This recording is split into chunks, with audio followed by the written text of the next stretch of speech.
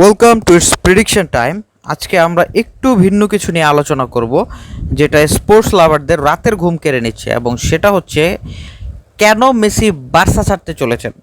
অনেক sports media অনেক কারণকে দায়ী করছেন, but we are going to tell you why Messi is leaving and what is the main reason behind it, and the main reason is sir Josep Maria বার্তামিউ।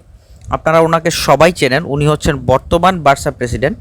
So চলুন ওনার বায়োগ্রাফিটা একটু দেখি। ওনার বায়োগ্রাফিটা আপনাদেরকে পরিষ্কার করে দেবে কেন মেসি বার্সা প্রেসিডেন্ট হিসেবে তাকে মানতে পারেননি। He is the 40th president of Barcelona.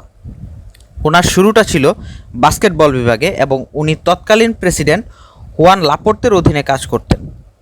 আশ্চর্যের বিষয়, উনি 2015 সালে ওনার বস হুয়ান লাপোর্তেকে হারিয়ে বার্সা প্রেসিডেন্ট নির্বাচিত হন। কিন্তু কিভাবে?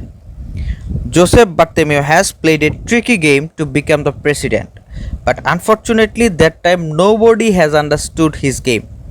But এখন সবাই বুঝতে পারছে what was the game that time.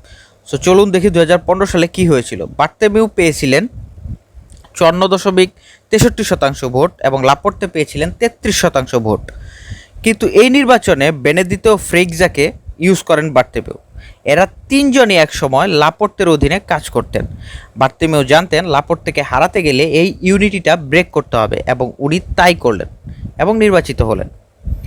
বার্তেমিউর president নির্বাচিত হওয়া মেসিকে খুশি করেনি এবং উনি পার্সোনালি খুশি হননি, কারণ তিনি এই পলিটিক্যাল অ্যানিমেলকে চিনতে পেরেছিলেন। এবং বার্তেমিউ মেসির সাথে গেম খেলা শুরু করলো এবং মেসিকে স্কেপগট হিসেবে ইউজ করা শুরু করলো, এবং মেসি সেটা বুঝতে পারেন। Let's have a look to his contribution at Barca.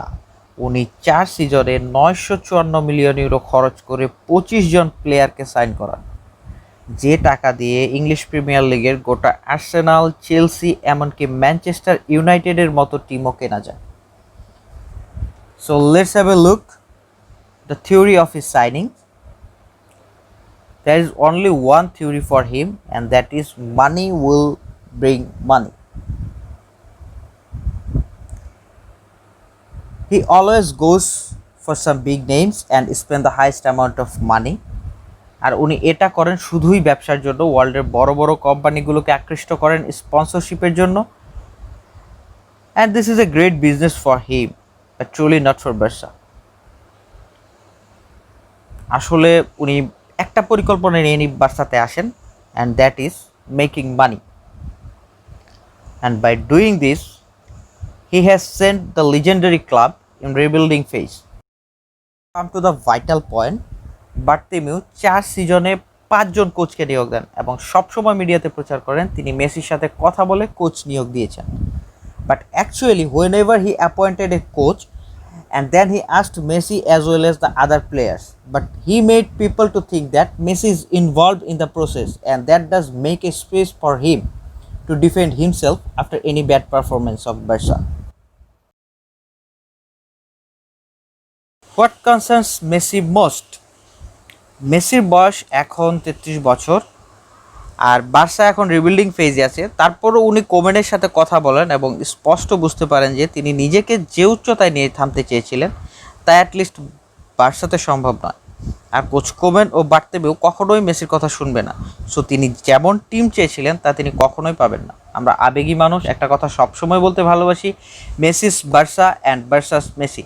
দিন শেষে মেসি একজন প্রফেশনাল ফুটবলার, আর প্রত্যেক প্রফেশনাল ফুটবলার চাইবে জিততে আর নিজেকে নতুন উচ্চতায় নিয়ে যেতে।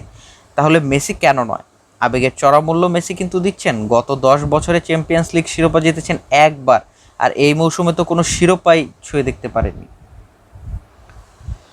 So there is only one man in the world who can tell that leaving Barca is best decision for Messi or not, and he is mister Leo Messi himself. So decisionটা তারই থাক। No matter what happens, you will be the king of football, Leo. Thanks for watching the video. Please like the video and hit the subscribe button. So stay safe and stay tuned with us.